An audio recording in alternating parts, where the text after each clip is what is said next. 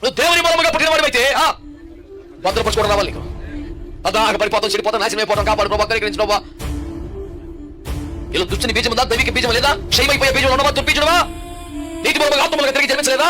వాక్యాన్ని బట్టి నువ్వు మార్పు పొందినవాడివి కాదా? నీలో మార్పు, నీ ఫీలింగ్, ఎమోషన్ నిజంగా దేవుని ఆత్మకార్యమా? ఇసుకను తాగి వెనక్కి వెళ్ళిపోయిన సముద్రం పొలం ఊర్లోకి వచ్చేసింది.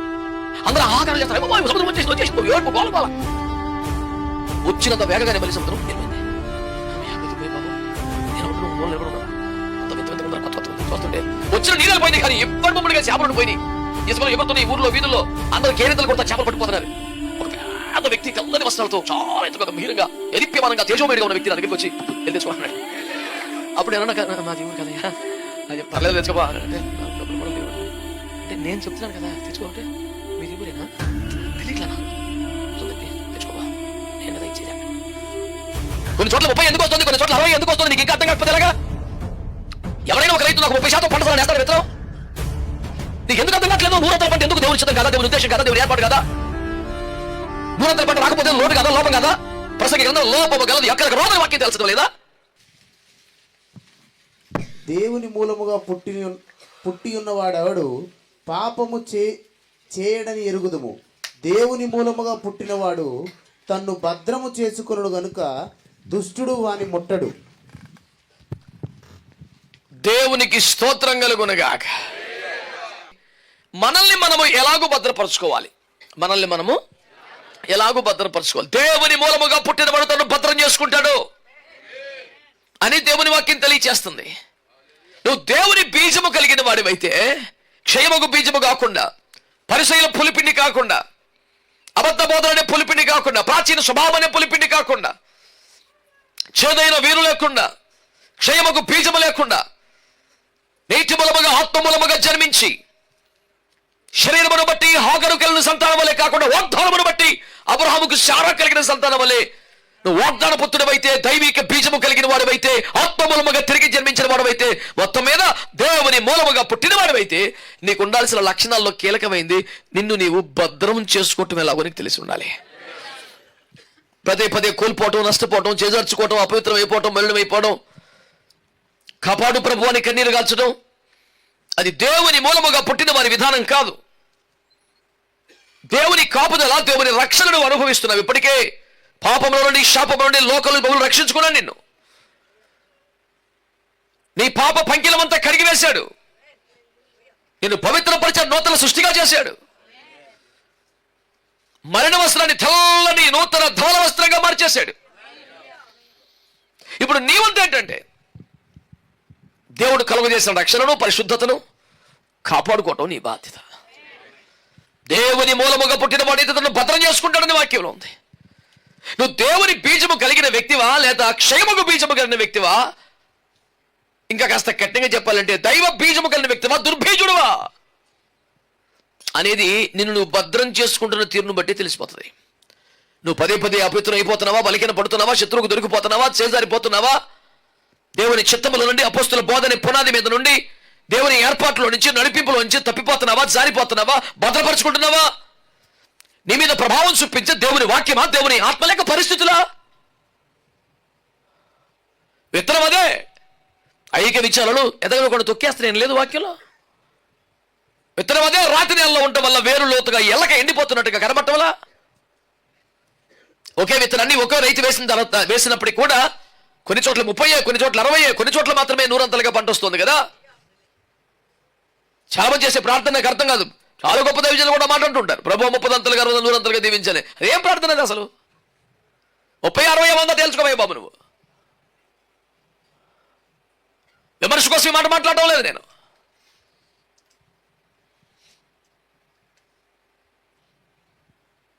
కొన్ని చోట్ల 30 ఎందుకు వస్తుంది, కొన్ని చోట్ల 60 ఎందుకు వస్తుంది, నీకు ఇంకా అర్థం కాకపోతే ఎలాగా?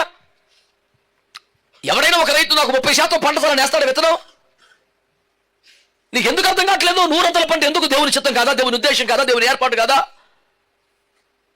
100 పంట రాకపోతే లోటు కాదా, లోపం కాదా?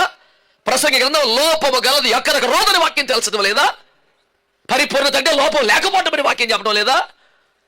మరి నువ్వు ప్రార్థన చేయడం 30 సార్లు కోరుకుంటే, 60 సార్లు కోరుకుంటే ఏం చేయాలి దేవుడు?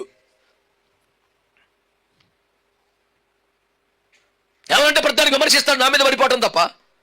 అరే ఈ ప్రార్థన 30 అడిగితే నేను ఎట్ట పడతావు నేను అంటాను. 100 అడగమన్నా తప్పే ఉంది అందులో. అట్లు విమర్శించేది ఏముందా బాబు, సంతోషపడు. 30 40 100 అడగంటే నీకు బాధ ఉంది అందులో అసలు. హ్యాపీగా ఎగిరి గంతేసి వాళ్ళు ఇచ్చిన 100 పంట ఉండి ప్రభా సమృద్ధి ఇవ్వండి ప్రభా అడుగు, తప్పే ఉంది. సరే అందరూ 100 అడిగితే ఎట్రా బాబు ఇప్పుడు అంటే కుదరదు అని రిజర్వ్ బ్యాంక్ అని అంటదేమో. యేసులో బండవు. దేవునికి స్తోత్రం చెప్పండి. ఒక భక్తుడు నాతో నా ఆయుష్ పోసుకొని 10 కాలం శుభ్రంగా ఉండాలని. నేను అన్నాను, ఒకవేళ నన్ను దేవుడు ఆయుష్యం పొడిగించాలంటే నీది తీసి నాకు ఇవ్వాల్సినంత కక్కుర్తి ఆయన దగ్గర ఏం లేదు. ఆయన సపరేట్గా నాకే ఇవ్వడు. ఇప్పుడు ఎట్లా మరి ఇప్పుడు ఇన్ని సంవత్సరాలు అంటే నీది అయిపోయింది, పనులు ఆడ తీసి నీకు ఎత్తాలని చెప్పేసి ఆడ సాగుకుంటే తీసి నాకు దాంట్లో పోసి ఇదేందిరా పెట్రోల్ బంక్ వెళ్ళేది, బంకులో ఉన్న ఆయిల్ పోతా కానీ ఇంకోటి బండ్లో దాగి ఇందులో పోతా కాదు. యేసు రక్తమే దేవునికి మహిమ కలుగునగా. ఆయన బాహుబలము తగ్గిపోదు, ఆయన హస్తము కొరచ కాదు. దేవునికి స్తోత్రం కలుగునగాక. ఆయన సాహస కార్యములు చేయు దేవుని దక్షిణ హస్తం నీ కొరకు చాపి ఉండగా పేరం ఒప్పతే నేను ఎక్కడ బాగు చేయమంటావు నన్ను? తోతమే ట్యాంక్ ఫుల్ చేయమనుకోండి. ఉత్తినే పోసే రోజుల్లో కూడా వచ్చేసి ఒక 50 పోయి అంటే నువ్వు ఊరినే పోతానంటే మేడదొరికి అమ్మాయి గుడివి 30 దంతలు గాను 60 దంతలు గాను చెయ్యి డైరెక్ట్గా. ఏమని అది మొదలెట్టి పోటీ ఇప్పటికైనా చాలా ఆలస్యమైపోయింది. నేను చెప్పే ఉపదేశం అర్థం చేసుకో. దేవునికి స్తోత్రం కలుగునగా. హల్లెలూయా. నేను బుట్టాయిగూడలో సేవ చేస్తున్న ప్రాంతంలో విశాఖ సేవ దర్శనాన్ని ప్రభు నాకు చూపించినప్పుడు 14 రోజుల ఉపవాస ప్రార్థనలో కొండ మీద నేను ఇంకొక పాస్టర్ గారు సామ్యుల్ గారని ఇద్దరం కలిసి ఒక కొండ మీదకి వెళ్ళిపోయాం. 14 రోజులు ప్రభు మాట్లాడితే దర్శనం ఇస్తే వద్దన్న చచ్చిపోతాం తీర్మానం చేసిపోయాం. ఇప్పుడు 97 సంవత్సరం కొంచెం మాట్లాడుతున్నాం మీతో. పట్టుకెళ్ళి వాటర్ బాటిల్ అయిపోయింది వేసినాక ఒక రోజులోనే. ఇంక వాటర్ కూడా లేదు. చచ్చిపోతామే అంతే. మళ్ళీ కొండ దిగే ప్రసక్తి లేదు. చెట్టు కింద కూర్చున్నాం కొండ ఎక్కేసి. కొండ దిగున సైకిల్ బారేసి నువ్వు మాట్లాడాలా, నువ్వు ఏదైనా దారి చెప్పాలా, మేము వెళ్తాం. లేకపోతే ఏదో పొట్ట పోసుకుంటూ 10 మందిని పోగేసుకొని పర్లేదు బియ్యం సరిపోతుంది, సంతా సరిపోతుంది, వారం వెళ్ళిపోతుంది. ఇదేం బతుకు ఇది? నువ్వు మాట్లాడితేనే లేదలేదు కూర్చుంటే అప్పుడు ఈ సేవా దర్శనం ప్రభు చూపించారు. ఇద్దరు ఎదురు బదులు మోకరించి ప్రార్థనలు చేసుకుంటున్నాం. ఒకే దర్శనం ఒకే సమయంలో ఇద్దరికి కలిగింది. ఆమె అనగానే నాకు దర్శనం వచ్చిందంటే నాకు దర్శనం వచ్చింది. నువ్వు చెప్పు కొట్టు తెచ్చే విధానం సేమ్. ఒక సముద్ర పొడ నేను నిలబడి ఉన్నాను. అకస్మాత్తుగా చిన్నప్పుడు మనకు తెలిసిన వాక్యం ఏంటి? దాట లేకుండా ఇసుకను సరిహద్దుగా నియమించాడు సముద్రానికి అని. మేము సముద్ర ప్రాంతం వాళ్ళం కాదు. ఎప్పుడో జీవితంలో ఎప్పుడో ఒకసారి చూస్తే గొప్ప డిస్కవరీ ఛానల్ చూసి ఎట్లుండిద్దా అనుకోవటమే. పెద్దగా అలవాట్లేదు మాకు. మచిలీపట్నం దగ్గర ఏలూరు కానీ ఇప్పుడు పోలా మేము. ఇసుకను తాకి వెనక్కి వెళ్ళిపోవాల్సిన సముద్రం పొలమరూరులోకి వచ్చేసింది. అందరూ ఆహాకారాలు చేస్తారు. అమ్మ బాబు సముద్రం వచ్చేసింది బాబు, ఏడుపు గోల. వచ్చినంత వేగంగానే మళ్ళీ సముద్రం వెళ్ళిపోయింది. అమ్మయ్య బతికిపోయాం బాబు. నేను ఒడ్డును మూల నిలబడి ఉన్నాను. అంత వింత ఉందని కొత్తగా ఉంది. చూస్తుంటే వచ్చిన నీరు వెళ్ళిపోయింది కానీ ఇబ్బడి బొమ్మడిగా చేపలు ఉండిపోయినాయి. ఇసుకలో ఎగురుతున్నాయి. ఊర్లో వీధుల్లో అందరూ కేరింతలు కొడతా చేపలు పట్టుకుపోతున్నారు. ఒక పెద్ద వ్యక్తి తెల్లని వస్త్రాలతో చాలా ఎత్తుగా గంభీరంగా ఎదిప్యమానంగా తేజోమయుడిగా ఉన్న వ్యక్తి నా దగ్గరికి వచ్చి వెళ్ళి తెచ్చుకోమన్నాడు. అప్పుడు నేను నాకు మాది ఊరు కదయ్యా అది పర్లేదు తెచ్చుకోపో అంటే నాకు డబ్బులు కూడా లేవండి అంటే నేను చెప్తున్నాను కదా తెచ్చుకో అంటే మీది ఊరేనా తెలియట్లా నాకు. భుజం తట్టి తెచ్చుకోపో నేను కదా ఇచ్చేది అన్నాడు. అయ్యా చాలా థ్యాంక్స్ అయిన పరిగెత్తుకెళ్ళి అది చేపలు మోసి తెచ్చి ఒక గదిలో వేసుకుని తలిపేసి మళ్ళీ తెచ్చుకోండి మళ్ళీ గదిలో వేసుకోండి మళ్ళీ పరిగెత్తుకెళ్ళి అయిపోయింది. అంతే. ఇది ఎంత నిద్రలో కాదు. ఇద్దరు మోకరించి ఎడుతున్నాం. ప్రభా మా బతికేంటి అయ్యా ఏదో ఎట్టక బతకమని సేవ చేసుకొని బతకమని పంపించావా లేకపోతే ఏంటి మమ్మల్ని ఇంకేం పర్పస్ లేదా? ఆమెనంటే ఒక దర్శనం వచ్చింది. ఒక దర్శనం ఇదేంటి ఏం దర్శనం చెప్పాడు. ఇది నేను ఒక సముద్రం పుట్టినాను. నువ్వా నేనా అంటే అవతల వాడికి కలిగి దర్శనం కూడా నేనే ఉన్నాను. నాళ్ళే నువ్వా ఉన్నావా నేను కదన్నా బాబు నువ్వే అంటున్నాడు. ఇప్పుడు సముద్రం అని తెలిసింది కానీ భూమి మీద అంతా సముద్రం. ఇప్పుడు ఏ సముద్రం పట్టు మళ్ళీ మొదలెట్టాం. ప్రభు ఏ సముద్రం ఆయన ఎటుపోయిన సముద్రం ఉంది. మళ్ళీ అదో కూటం స్టార్ట్ అయింది. దేవుని బిడ్డలారు ఎందుకు చెప్తున్నానంటే ఆయన ఇచ్చి తెచ్చుకోరా బాబు నాకు డబ్బులు లేవని కాసేపు మాది ఊరు కాదని కాసేపు తెలియక మాట్లాడుతుంటే మొత్తం అది దర్శనం అని అది నిజముగా నేను ఇప్పుడు సముద్రం పొట్టును లేనని కొండ మీద ఉన్నానని అప్పుడు తిండి తెప్పులు తిని 14 రోజులు మాకు అప్పుడు ఇదే తెలియదా. సో ఇలా ఓకే అయితే దేవుడు ఎక్కడో సముద్ర ప్రాంత పరిచయం చెప్తున్నాడు మనకి. ఎక్కడికి వెళ్ళాలి మనం కాదు నేను చూపించాడు దేవుడు నేను రాను అన్నాడు మనిషి. అప్పటికి 5 సంఘాలు నాకు దేవుడి బయలుపరిచిన తర్వాత దువ్వాడ స్టేషన్ మేము క్లియర్గా ప్రార్థనలో చూసిన తర్వాత ఈ ప్రాంతం అంతా దేవుడు బయలుపరిచిన తర్వాత 5 సంఘాలు ఆ పాస్ గారికి ఇచ్చేసి వచ్చాను. ఒక పెద్ద మీటింగ్ పెట్టి ఇది మొదలుకొని నేను గారు మీ సంఘాపన నేనే అంటే సంఘస్థులు రోడ్డు కట్టగా పడుకున్నారు. నువ్వు వెళ్తే మళ్ళీ తొక్కేసి వెళ్ళిపోవని భయంకరంగా ఏడిచారు. ఎవరు చచ్చిపోతే కూడా ఎట్లా ఇలా వాళ్ళందరినీ బ్రతిమాలుకొని నేను ఏడ్చి వాళ్ళు ఏడ్చి ఇది నేను దొంగ కాపరిని కాదమ్మా, మందను విడనాడు పనికి మళ్ళీ కాపరికి శ్రమ, వాడు కుడికాయలు పడిపోతున్నది నాకు తెలుసు, నేను విడనట్లేదు, మందను అప్పగించడం అపోస్తుల క్రమం, సంఘాన్ని కట్టాలి అప్పగించాలి పోవాలా, నేను శాశ్వతం కాదు అని వాళ్ళకి బ్రతిమాలుకొని చెప్పి బయటపడే పని నానా సావులు తెచ్చాను. ఇదంతా మీకు ఎందుకు చెప్పానంటే ఆయన కేకేచెల్లి చేపలు తెచ్చుకోవడం డబ్బులు లేవంటే ఎటువంటి తెలివి. ఇది కూడా అలాంటి దానికి తెచ్చుకో, నీకేం భయం లేదు. ఏసు రక్తం వేసి స్తోత్రం చెప్పండి గట్టిగా. ఏసు నామంలో తీసుకో అంతే. హల్లెలూయా. దేవుని వాక్యంలో ఉన్నమాట అండి. 30-60 నాకు చిరాకు వచ్చేది ప్రార్థన చేస్తుంటే. ఎందుకు రాత్రి నెలలో ఉన్నావా? ఎందుకు మూల తప్పులు తెచ్చి ఎందుకు నీకు 30, ఎందుకు నీకు 60? మంచి నెలగా ఉండవు. దైవజనుడి చేతికి అప్పగించుకో. స్తుతి అనుభవంలో దున్నబడు. మహిమల ఉపదేశం అనే మంచి విత్తనాలు నాటమన్నాయి. ఒక్క వర్షం పడిందంటే రక్తం ఇచ్చే. హల్లెలూయా. దేవుడు సమృద్ధిగా పంటనివ్వాలి. ఆమేన్. దేవుని మూలముగా పుట్టినవాడు తను ఏం చేసుకుంటాడు? ఓని బాబాయ్ ఆరేసిన ఖర్చీఫ్ కూడా భద్రపరిచేస్తావు, అది కూడా పోకూడదు. 10 రూపాయలు కొన్ని అప్పటికి 500 రూపాయలు కానీ ఎక్కువ దాన్ని వాడేసావు. అయినా సరే నేను డబ్బులు పెట్టుకున్నాను. చాలాసార్లు చెప్పాను, ట్రైన్లో ఈనాడు పేపర్ కొనుక్కొని 5 రూపాయలు పేపర్ కొనుక్కొని 500 రూపాయలు విలువ దాన్ని చదివి చదాకి చూసి వాడి చేతిలో పెట్టి దిగిపోయేటప్పుడు పేపర్ నేను దిగిపోవాలి మా స్టేషన్ వచ్చేసి నువ్వు చదివేసావు కదా నేను కొనుక్కున్నాను. దాని ఇంటికి ఏం చెప్తాడు? ఎలమర్లు వేస్తాడే చెత్త పొట్టలో చుక్కట్టుకుంటే వేసుకుంటారు. దానికి ఎంత వాల్యూ. నేను అనేది ఏంటంటే అంత పిసినారి బుద్ధి దుర్మార్గం అంటలా ప్రతిదీ భద్రం చేసుకుంటూ వచ్చిన నీకు నీ ఆత్మను ఎందుకు భద్రం చేసుకోలేకపోతున్నావు? విలువ పెట్టి కొనబడ్డవాడిని కాదా? దానికోసం ప్రాణం ఇవ్వలేదు యేసు ప్రభు.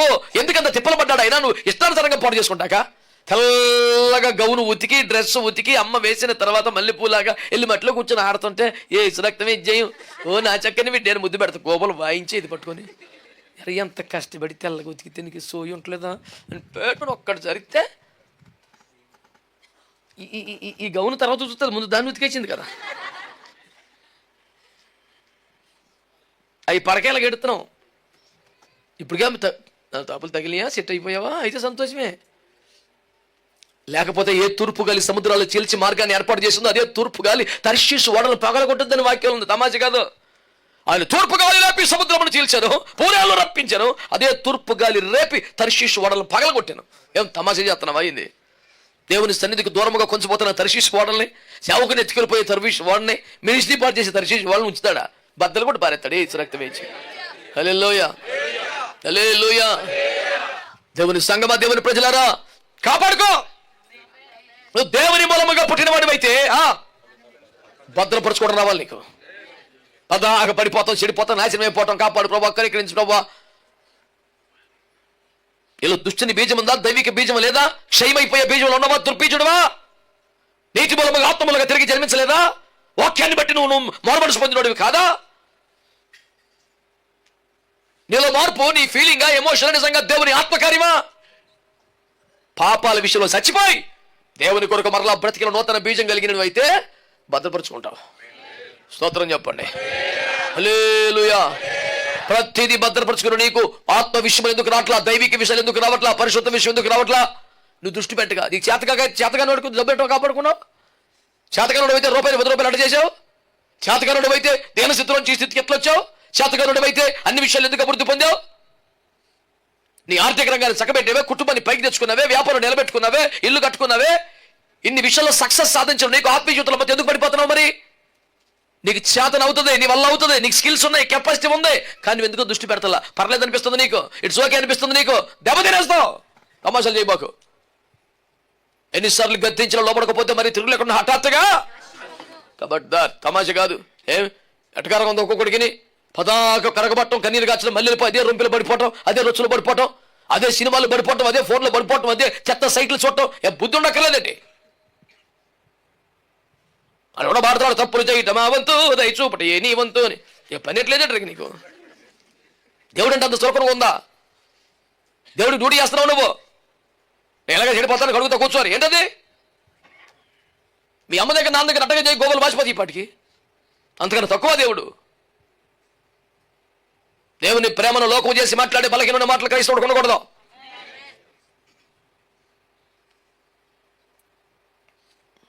ఒక భక్తుడు మంచి పాట రాసి అంటాడు, ప్రేమించావా నన్నే నీవు, ప్రేమకు తగిన జీవితం అడిగి అన్నాడు. ₹1,00,000 మాట. పిచ్చకపోయినది. ఏం రాసావయ్యా? ప్రేమకు తగిన జీవితం అడిగి ఇంకేం అడగలేదంట ఆయన. నాకు ఎంత ఇస్తావు, నాకు చర్చికి ఏం చేస్తావు, నా ప్రేమకు తగినట్టుగా బతుకునే చాలు అన్నాడంట. నేను చాలాసార్లు సంఘంలో చెప్పాను, మరోసారి చెప్తున్నాడు. ఒక సభలో దైవజనుడు దేవుని కొరకు నీకోసం ప్రాణం ఇచ్చాడు యేసయ్య. యేసు ప్రభు కోసం చనిపోవడానికి, ప్రాణం ఇవ్వడానికి ఎంతమంది సిద్ధంగా ఉన్నారంటే మొత్తం చేతులు ఎత్తేసి ఒకటి చేతలేదంట. పాస్ అదేట్రా నీ కృతజ్ఞత లేదు, దేవుని కోసం చచ్చిపోవాలని నేను సావన్నాడంట. మరి ఏంట్రా అంటే దేవుని కోసం బతుకుతాను అన్నాడంట. అదేంటంటే దేవుని కోసం చావడం చాలా ఈజీ, దేవుని కోసం బతకడం చాలా కష్టం.